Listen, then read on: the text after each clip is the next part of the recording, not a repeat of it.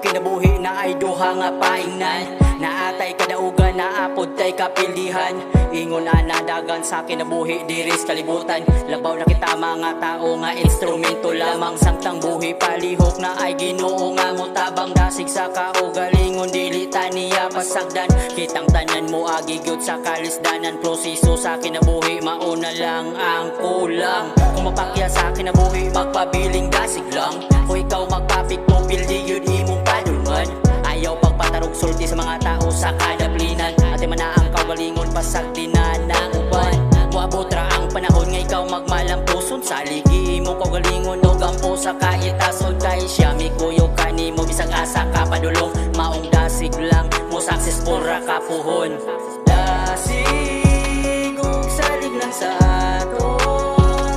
Kaugalingon na yaong kawala sa paglaom. Para sa kaugmaong dasig ug salig lang sa aton. Kaugalingon na yaong kawala sa paglaom. Para sa kaugmaong ako ikaw kitang tanan na ay mga problema. Ayaw pagpapildi sa mga problema nga imong gidala.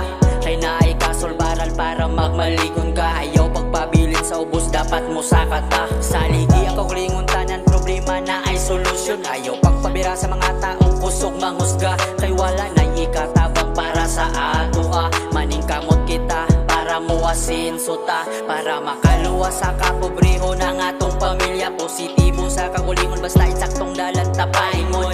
Di na napansinol mga silingan nga himatayon. Kay kung masinso ta nga ngara na sila kuhon. Maong padayon ta sa plano para sa kaugmaon. Mga negatibo nga ako una aturan ng palabyon. Talik di mga tao nga pusok sa imo mangdaw.